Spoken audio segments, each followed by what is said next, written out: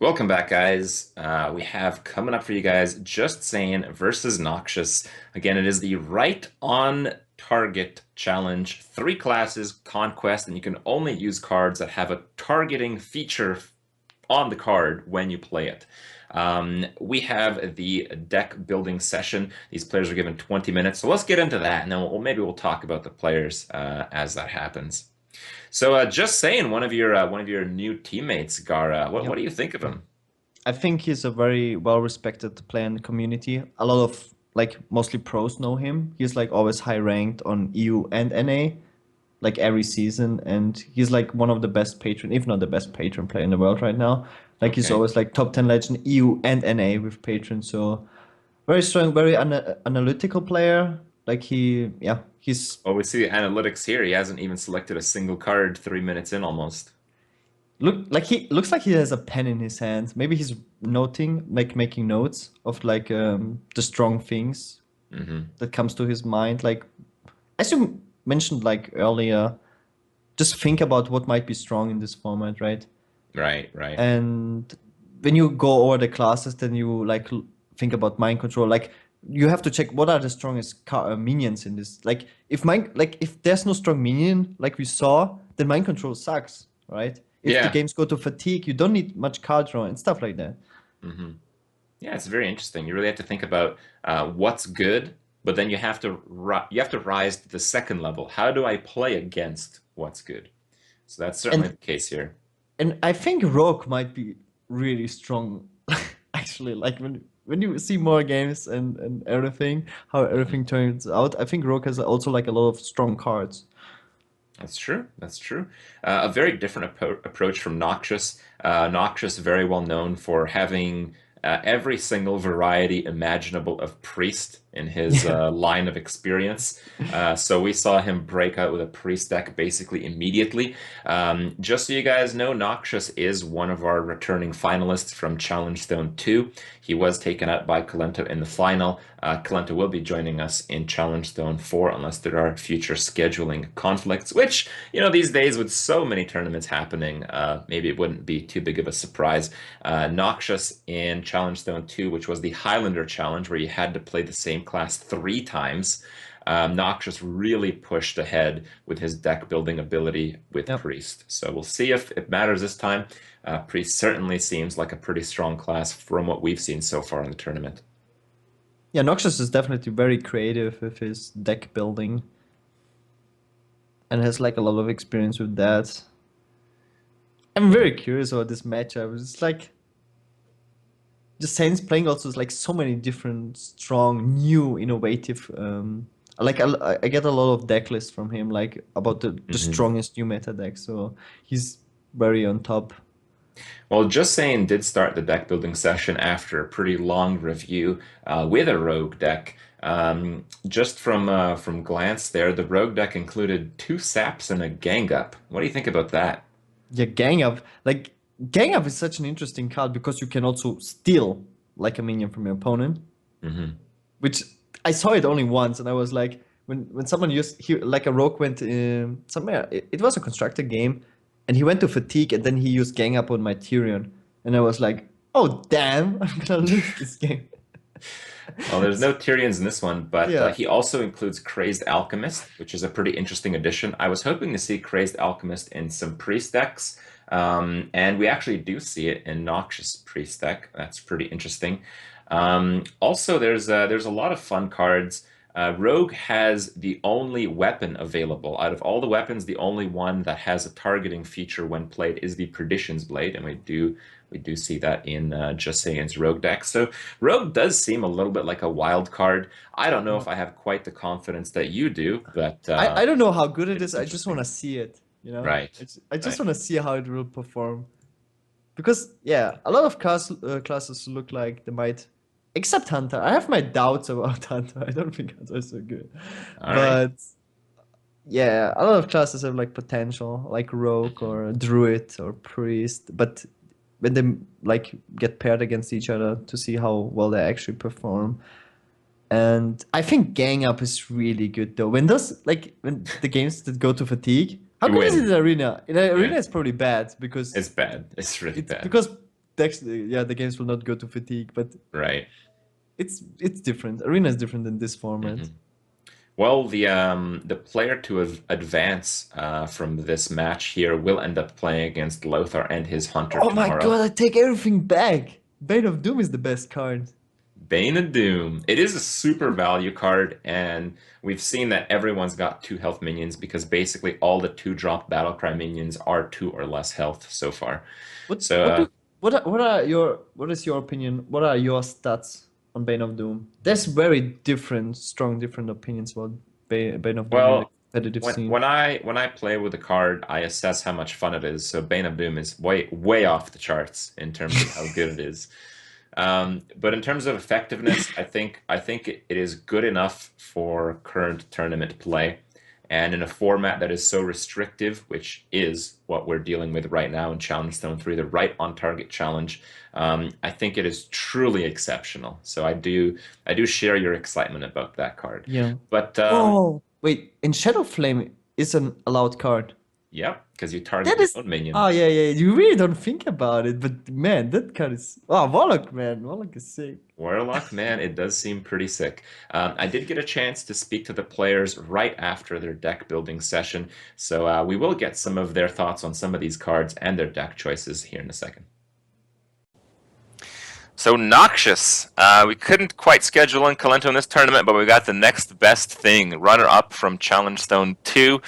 How does this challenge feel compared to the last?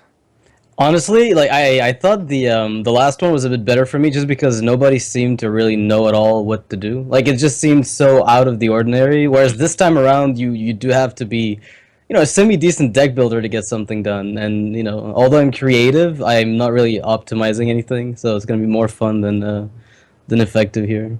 More fun than effective. Well, Yeah, that definitely. sounds all right. That sounds all right. I do see that you have Corruption plus Frost Elemental Tech in your Warlock deck. How confident are you in pulling off this amazing combination of cards? I think they're good standalone, actually. Like in that deck, it's like you can use the corruption as a siphon soul, basically. And the Frost Yeah. Elemental is good standalone. I mean, I think it's one of the better cards for this tournament. Actually, I'm not like for this event. I haven't really looked at everything, but it looks like it's one of the better ones. Okay, okay. Yeah, it's certainly, I mean, if it's not a card that's like top tier or even mid tier and constructed, people have just never seen it before. But as far as Arena, Frost Elemental there at least is a good card. You're right Yeah. about that. You are running Divine Spirit in Priest, but not running Inner Fire. Any regrets? Also, Crazed Alchemist, that's another. Yeah, initially I had 2 Inner Fires, and then I cut them out for Crazed Alchemists, because I realized I might need the 2-drop as a standalone card, or just to play around with Shrinkmeister, Cabal, Shadow Madness, given that some people might be trying to play, funky dragon stuff with Black Wings. So I don't know, it was kind of like a last-minute decision, I guess, but I hope it'll work out. Like, I couldn't find any Deathlord-like minion to put in, so... Yeah.